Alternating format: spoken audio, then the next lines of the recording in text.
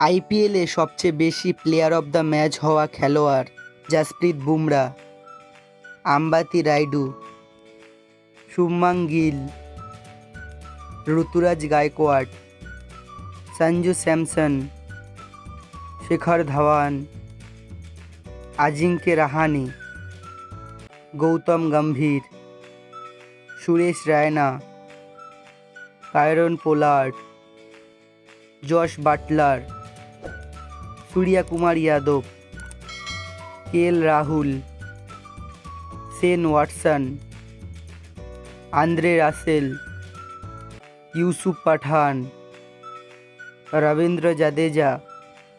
Sunil Narine, David Warner, MS Dhoni, Virat Kohli, Rohit Sharma, Chris গেল,